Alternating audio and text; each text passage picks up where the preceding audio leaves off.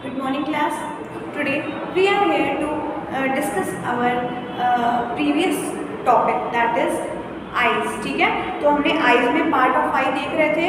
Part of आई में हमारा कौन सा हो चुका था, लेंस तक कंप्लीट हो गया था. आज हमें क्या बात करनी है, रेटिना. ठीक है, तो कौन कौन से पार्ट्स हमारे हो गए थे, कॉर्निया हो गया था, आइरिस हो गया था,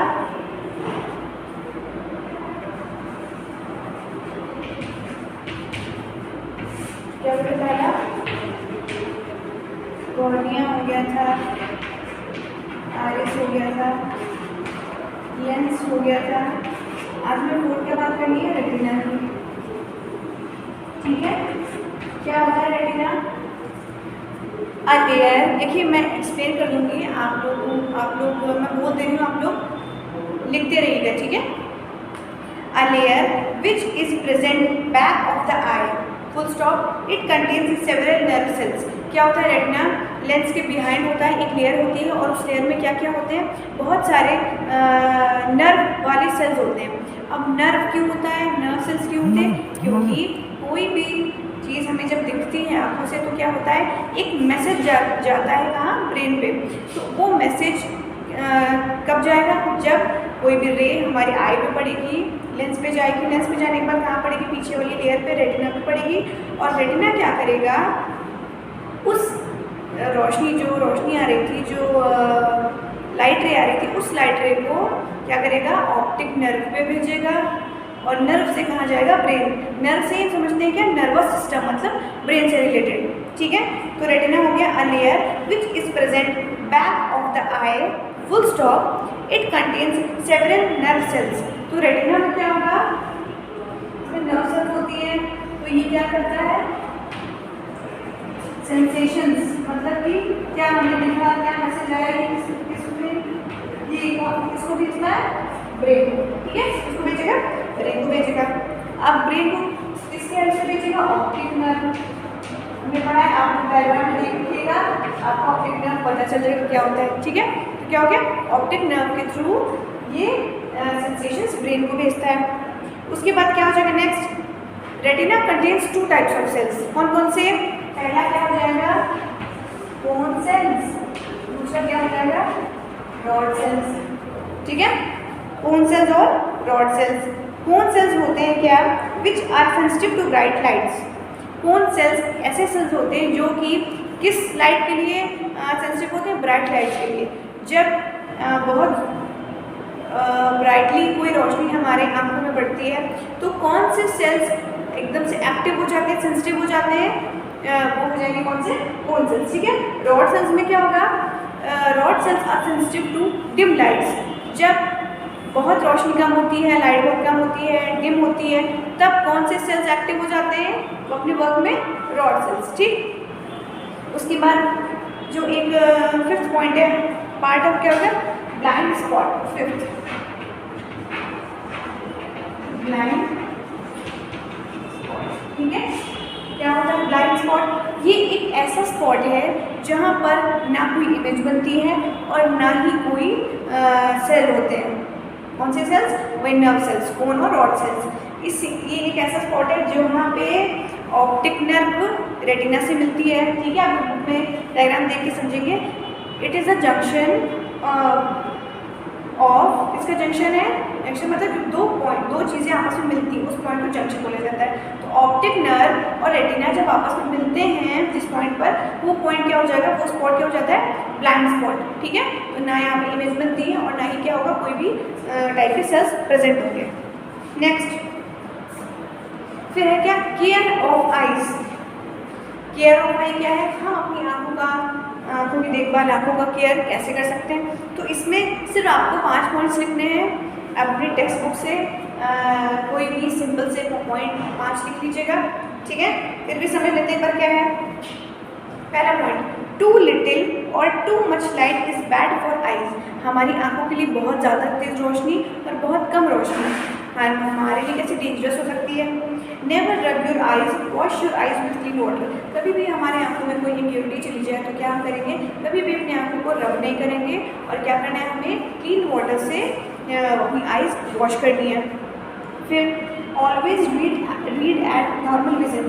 कभी भी आप कुछ भी पढ़ें तो क्या करें, एक नॉर्मल विजन मतलब नॉर्मल दूरी पे पढ़ें, ये भी नहीं कि बहुत पास, ये भी नहीं कि बहुत दूर, ठीक है। नॉर्मल विजन, हम एक नॉर्मल डिस्टेंस मेंटेन करके रखना है। Next, do not look at the sun directly, हमें कोई भी ब्राइट सोर्स पे, मतलब कि कोई ऐसा कोई सोर्स हो, ऐसा कोई लाइट हो जो बहुत ज़ोर से रोशनी दे रहा है, ब्राइट है, ये जैसे सन है, तो हम उसे डायरेक्टली ना देखें, हमारी आंखों पर एकदम से उसकी लाइट पड़ेगी तो हमारे सेल्स आंखों के डैमेज हो सकते हैं या बहुत सारी प्रॉब्लम्स हो सकती हैं, ठीक है। तो ये हो गया। फिर नेक्स्ट पॉइंट क्या हो जाएगा, इफ़ एडवाइज्ड, अगर आप लोगों को डॉक्टर ने परामर्श दिया है, एडवाइस दिया है, तो यूज़ सूटेबल स्पेक्टिकल्स, मतलब कि अगर उन्होंने कहा है किसी भी वजह से तो आप अपने अकॉर्डिंग सूटेबल ग्लासेस यूज़ कर सकते हैं, चश्मा लगा सकते हैं। फिर एक सिस्टम क्या है, ब्रेल सिस्टम। क्या है ब्रेल सिस्टम? ब्रेल मतलब एक ब्लाइंड पर्सन थे, लुईस ब्रेल। इन्होंने क्या किया था, ये पढ़ने लिखने में काफ़ी उनको प्रॉब्लम आती थी, है ना। कैसे पढ़ सकते हैं, हम तो इमेजिन भी नहीं कर सकते कि कोई जो नहीं देख सकता वो कैसे रीड करेगा, कैसे राइट करेगा।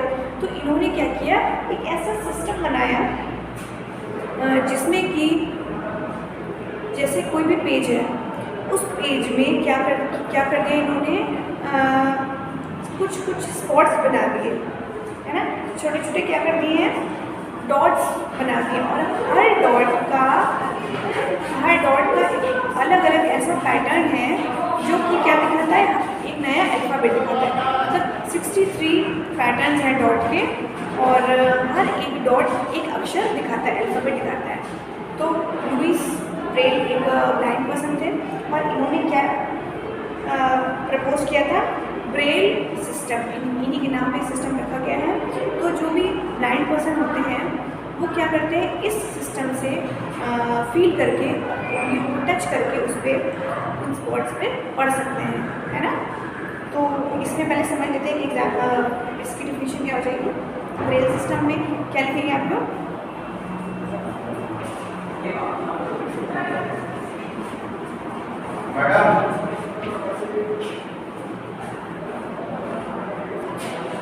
तो ब्रेल सिस्टम क्या हो जाएगा, ब्रेल सिस्टम में हम क्या लिखेंगे, this system was proposed by Louis Braille. पहले क्या हो जाएगा लुईस ब्रेल की, लुईस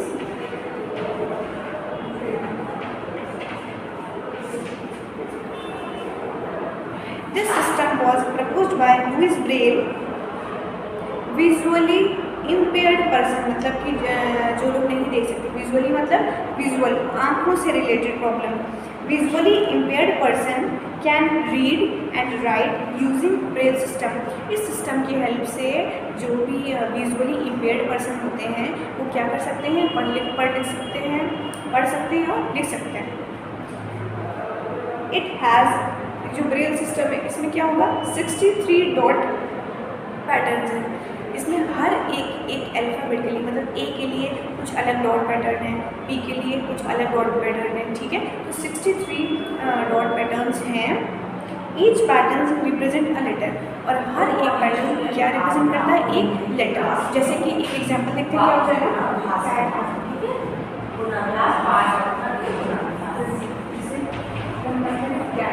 तो ये लोग कैट कैसे समझेंगे, यहाँ देख लें,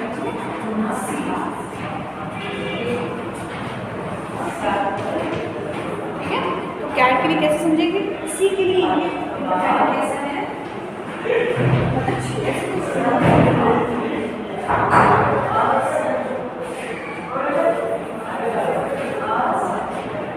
ये क्या, इसको जब टच करेंगे दो डॉट है, तो ये क्या कौन सा अल्फ़ाबेट हो जाएगा, सी। एक के लिए देखते हैं क्या होगा, एक के लिए क्या है, ब्लैंक है। तो अगर एक ही डॉट है तो क्या पहचान जाएंगे टच करके कि ये तो क्या है, ए, ये टी। टी के लिए क्या हो जाएगा,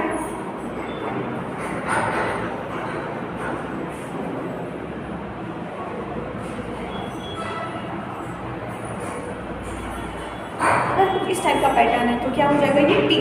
जब ये टच कर करके एक एक अल्फ़ाबेट उनको लर्न हो जाएगा, तो ये क्या कर सकते हैं, बहुत सारे अल्फ़ाबेट को मिला के कोई वर्ड बना सकते हैं, बहुत सारे वर्ड्स को मिला के कोई सेंटेंस बना सकते हैं। तो ये लोग ऐसे टच कर करके क्या करेंगे, पहचान जाते हैं कि ये क्या है। ठीक है, तो ये क्या बन जाएगा, जैसे वर्ड कैट। तो आप लोग क्या लिखेंगे, सबसे पहले ब्रेव सिस्टम में जो मैंने डेफिनेशन कही है वो आप लोग लिखेंगे। उसके बाद एग्जाम्पल में क्या लिखेंगे क्या, कैट। फिर डैश लगा के सी के लिए, सी इज इक्वल टू, सी के लिए क्या पैटर्न है, ए के लिए क्या पैटर्न है और टी के लिए क्या पैटर्न रहेगा। ठीक है, तो ये क्या हो जाएगा, ब्रेव सिस्टम।